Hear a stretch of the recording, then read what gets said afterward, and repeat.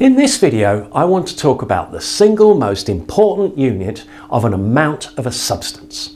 It is easily more important than the gram. It is, of course, the mole. No, not that. No, not that either. The mole is a source of confusion. However, it is a very simple concept, and by the end of this video I hope to dispel those clouds of confusion and give you a clear view of exactly what the mole is. But first, a little story. Once upon a time there was a chemist called Mr. Krypton, and he made exceptionally nice cakes.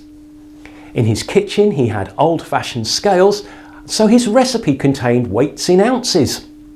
Being a chemist, part of the recipe looked like this.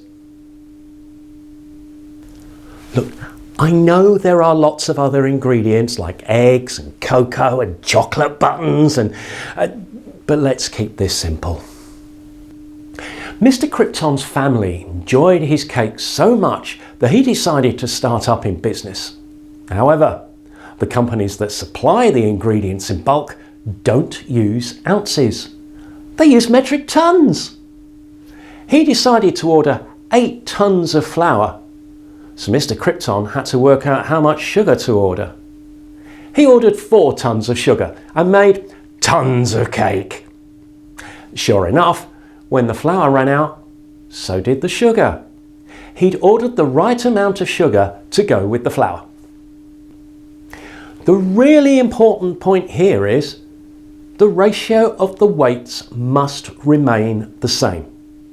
What units we use doesn't matter, providing the ratio of the weights, or more accurately, masses, stays the same. We don't need to know how many ounces there are in a metric ton. We just need to keep the ratio of the ingredients the same. Okay, enough cooking. Let's do some chemistry. Here's a chemical reaction. It's the combustion of carbon.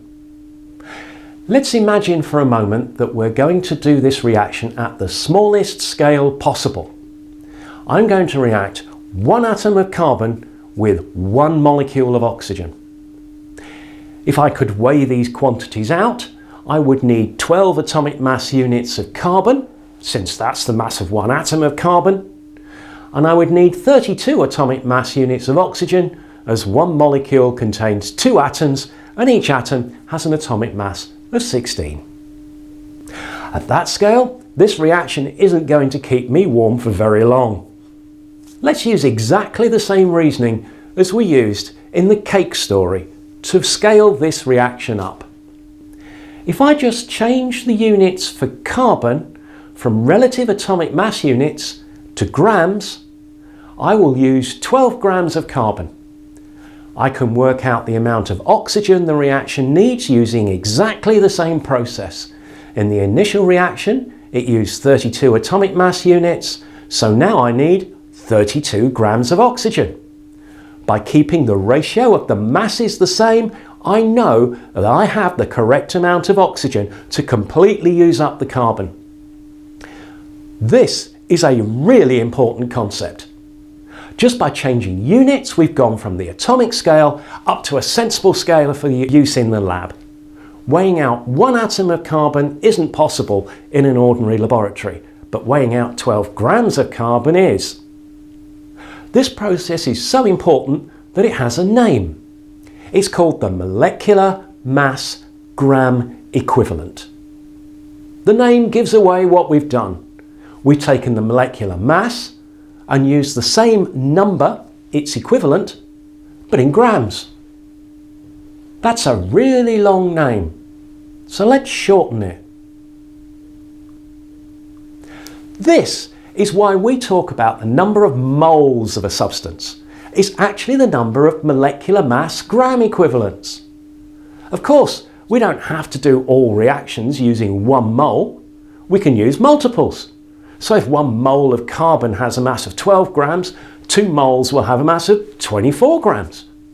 Similarly, half a mole will have a mass of 6 grams. By using moles, we can be sure we have the correct ratio of reagents. 1 mole of a large, complex substance contains the same number of molecules as 1 mole of a very simple one. And that is why the mole is the single most important unit in chemistry, in my humble opinion.